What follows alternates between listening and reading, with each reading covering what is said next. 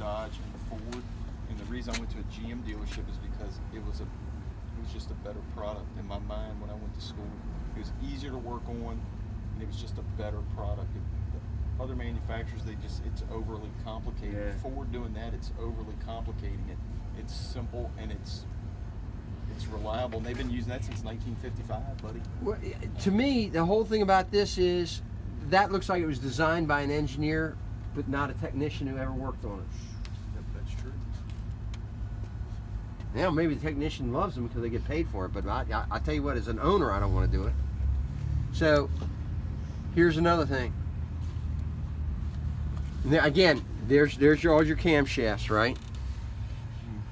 You got two. You got that's one. That's for 4 cylinders, and you got 4 more cylinders. That's another just shot of it, and you can see the multiple timing chains and all that stuff. This is all complicated stuff. Now, next thing is, we were talking about torque, right? With the camshafts. Well, you know, our little V6, I won't lie to you, it's the Rodney Dangerfield of engines. Hey, I don't get no respect. Hey, you know. Hey. So here's the deal. That's directly off the Ford website. That's a Ford V6. It makes 253 pounds-foot of torque. Remember, torque gets you going. Horsepower keeps you going. That's horsepower. That's torque. It makes 253 at 4,250 RPM. That's not a bad number, 253, by the way. That's a good number. But it's over 4,000 RPM. I got a chart here. Now, this chart is from 2014, but it hasn't changed. And the reason I got this chart is because it says SAE, Society of Automotive Engineers Certified Power. I didn't want you to think this is just like my opinion or something, all right? Here's the RPMs down here. This is our 4.3, and here's the torque. Well, let me put it right there. Right at 2,000 RPM, right? At 2,000 RPM, our engine makes, about 253 pounds-feet of torque. So, which engine do you want to drive? The one that makes 253 pounds-feet of torque at 2,000 RPM, or the one you have to rev up over 4,000 RPM? Which one's working harder, fellas? Ours.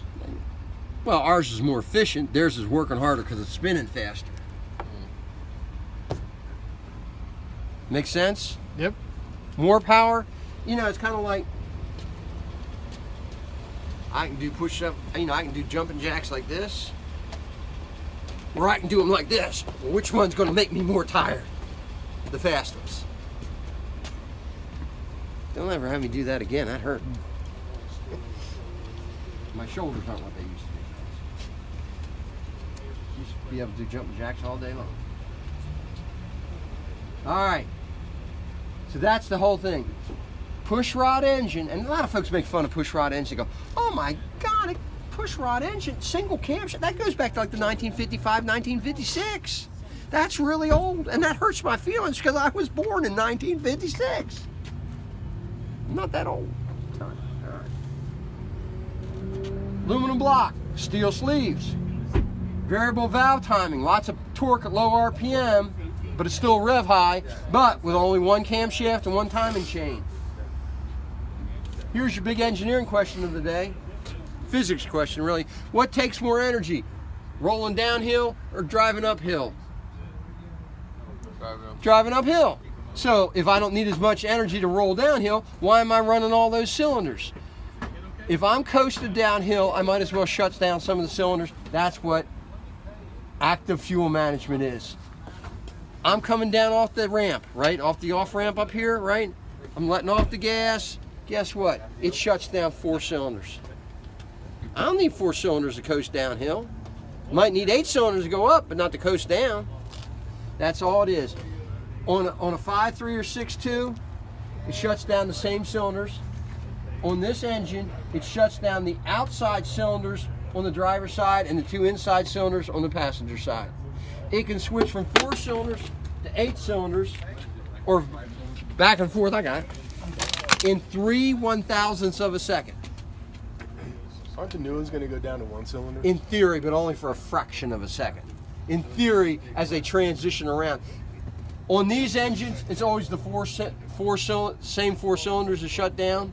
You got full-time cylinders and part-time cylinders. On the new ones, they can all shut down.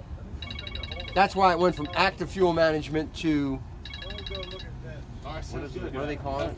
I'll sell you one of those too. It's something incredible fuel management. I forget the heck what it's called, but yeah. Dynamic fuel management. In theory, on the new one, any of the 8 cylinders can shut down. And by the way, if it's a V6, it also shuts down to 4 cylinders on our 4.3. So here's the kicker. You guys have driven it, right? Yes, sir. Right? Have you you've driven one of our trucks? Mhm. You ever, can you tell the difference when it's running on 4 cylinders and 8 cylinders? Not the trucks. No. The cruises. Well, the cruisers are always running on 4 cylinders. Well, but they shut down. They get real. I guess Well, they like shut off. Yeah, that's a different thing. You're talking about stop, start, take. Yeah, That's when we pull up to the entirely- red light. That's entirely different. All right, so here's the deal. Active fuel management, you really can't tell. Doesn't sound any different, doesn't feel any different. In fact, about last year, I was over on the Eastern Shore. I used to train over there, and the guy's like, I don't know why GM is so dumb about their fuel economy claims. I'm like, what do you mean? He says, well, my truck is rated at 22 mile a gallon. He says, I consistently get 25, 26, sometimes 27 mile a gallon. And I'm like, well, Bobby, it's Delaware. It's flat as a pancake over here. You know, your most of your highways are 55 mile an hour. You're probably running on 4 cylinders all the time. And he's like, what? I said, yeah, the active fuel management shuts down 4 of the cylinders. My truck doesn't do that. I'm like, 2015 or 16? He said, yeah, I'm pretty sure it does. No, I'd know. It would sound different. I'd feel it. You know, you'd feel a change. Heck, the exhaust would sound different. Oh, maybe he's got something I don't know about. So we run out and get in the truck. All right. Fire it up.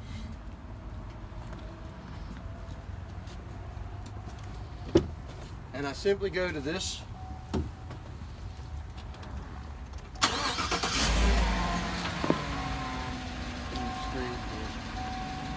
Right there. Right down here it says V8, right?